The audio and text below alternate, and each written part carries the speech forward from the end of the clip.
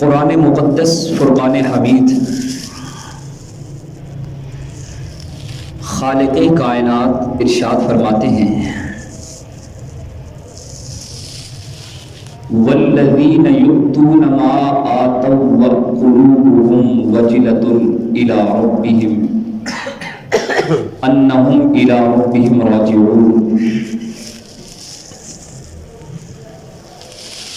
وہ لوگ جو اللہ کے راستے میں انفاق کرتے ہیں، مال لوٹاتے ہیں،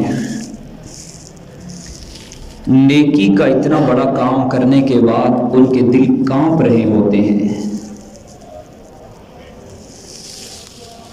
والذین یؤتون ما آتوا وقلوبهم وجلة انہم الی ربهم راجعون، اس بات سے کہ انہوں نے لوٹ کر اللہ کی طرف جانا ہے، کام نیکی کا کیا ہے اور دل خوف سے کانپ رہے ہیں۔ نیکی کرنے کے بعد تو اطمینان ہونا چاہیے تھا، مسرت اور خوشی کے آثار کا اظہار ہونا چاہیے تھا۔ ام المؤمنین عفیفہ کائنات صدیقہ بنت صدیق ہماری ماں سیدہ عائشہ صدیقہ رضی اللہ تعالی عنہا نے عرض کی، یا رسول اللہ، کیا اس آیت مبارکہ کی یہ تفسیر ہے کہ وہ لوگ جو انفاق فی سبیل اللہ کا عمل کرتے ہیں، اللہ کے راستے میں مال لٹانے کا، سخاوت اور غنا کا بڑا عمل کرتے ہیں، بڑی نیکی کرتے ہیں، پھر ان کے دامن میں کچھ گناہوں کے دھبے بھی ہوتے ہیں اور وہ اس بات سے ڈر رہے ہوتے ہیں کہ ہم اللہ کے حضور جب پیش ہوں گے تو اللہ ہمارے گناہوں کو دیکھ کر ہماری گرفت کر لے گا۔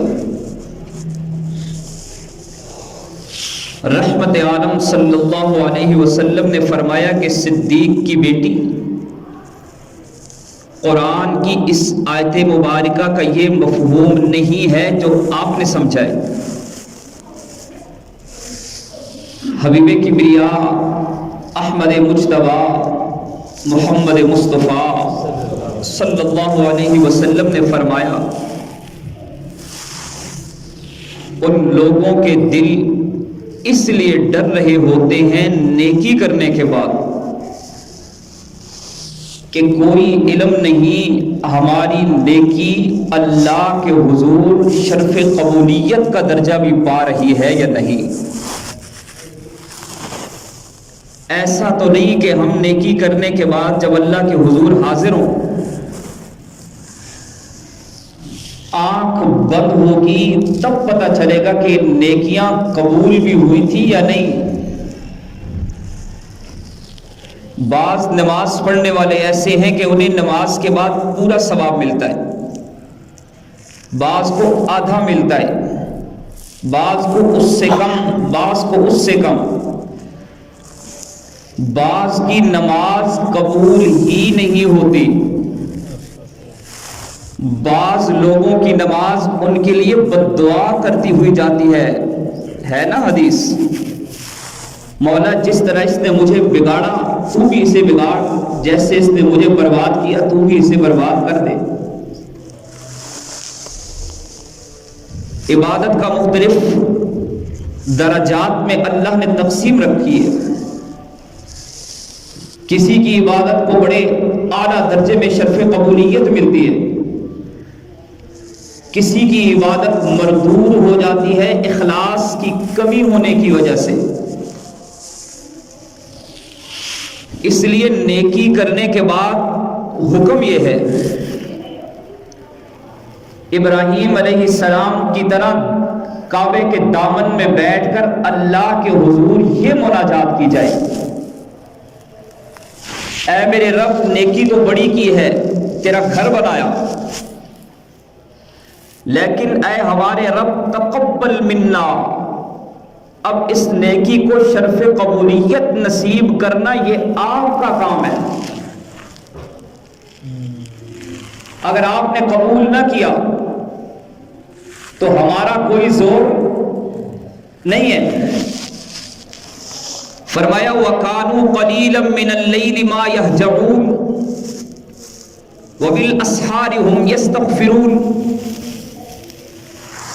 اہل ایمان کی یہ بڑی عظیم صفت ہے کہ وہ رات میں سوتے بہت کم ہیں، اللہ کے حضور جاگتے ہیں، عبادت میں مصروف رہتے ہیں،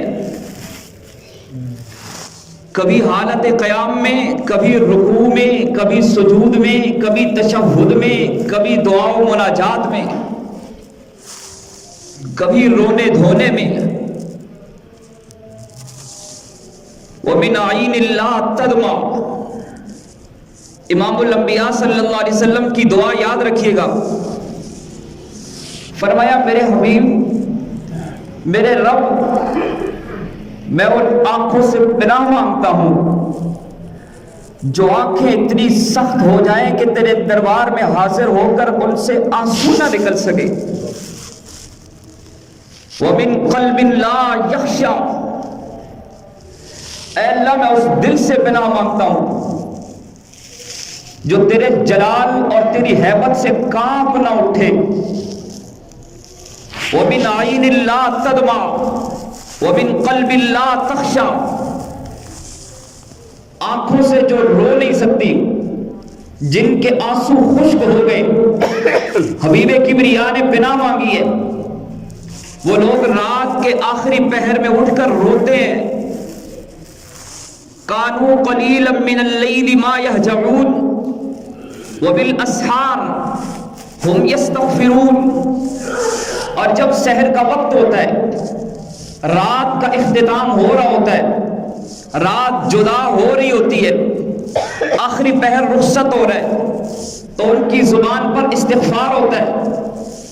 سوال بڑا سادہ سا ہے، کی نیکی ہے، ساری رات محو عبادت رہے، لیکن نیکی کرنے کے بعد اللہ کے حضور گناہوں کی بخشش کیوں مانگ رہے ہیں؟ استغفار کس بات پر کر رہے ہیں؟ استغفار تو گناہوں پر ہوتا ہے۔ قرآن میں اللہ فرما رہے ہیں کہ وہ نیکیوں پر استغفار کرنے والے ہیں۔ بتایا کہ نیکی اللہ کے حضور قبول ہو جائے، یا اللہ ہم اس پر استغفار کرتے ہیں، آپ ہماری نیکی کو قبول فرما لیجئے۔